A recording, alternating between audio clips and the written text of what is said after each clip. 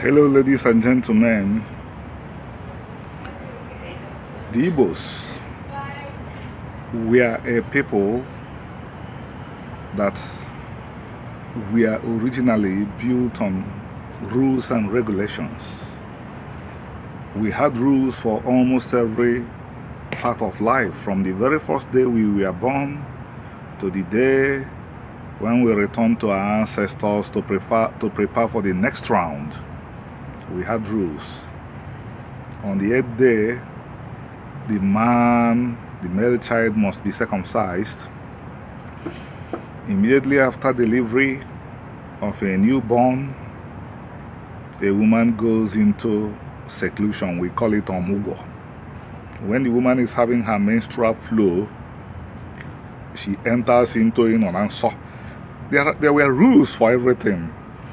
The Igbos survived all the travails of a haunted people, a people that we are forever chased around, threatened, hated, because they were people that lived a life of rules and regulations.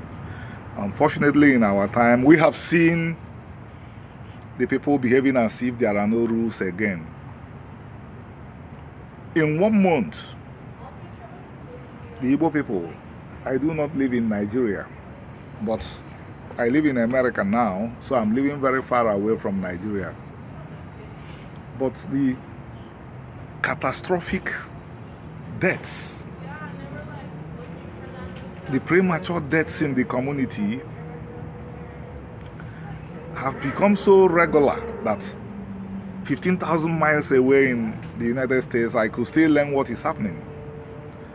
3 of the individuals that took their leave were people that every Igbo would have had their name.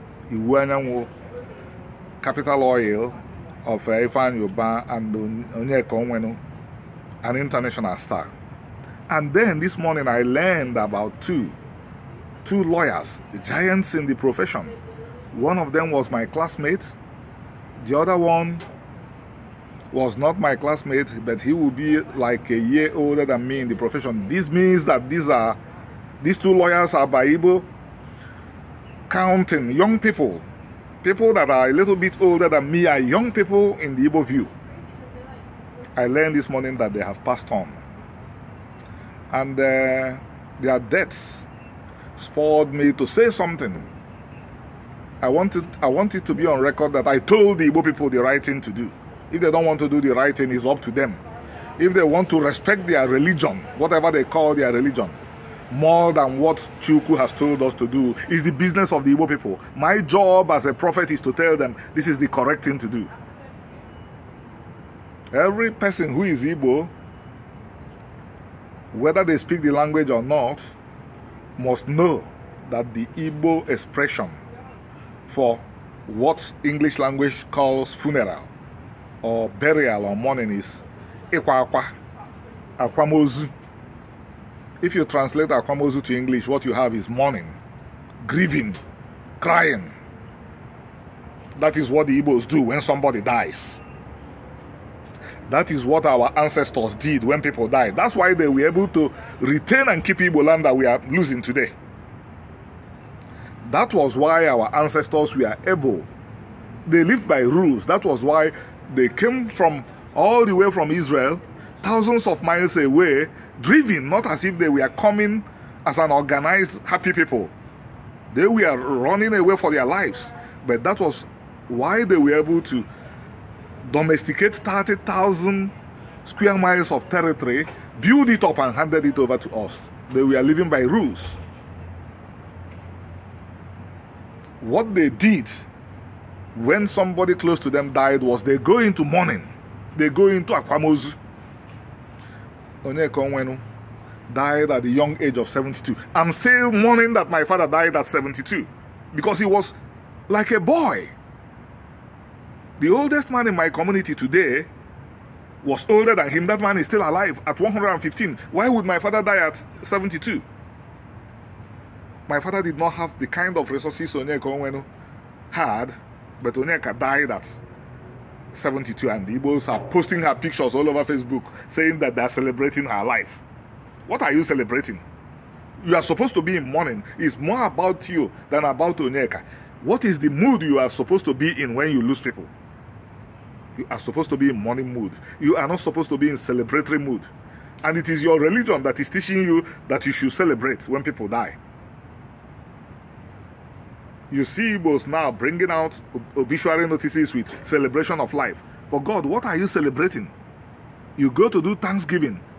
Somebody who calls himself a human being, somebody who will gladly say, describe me as a human being, has convinced you to come and do Thanksgiving because your mother died.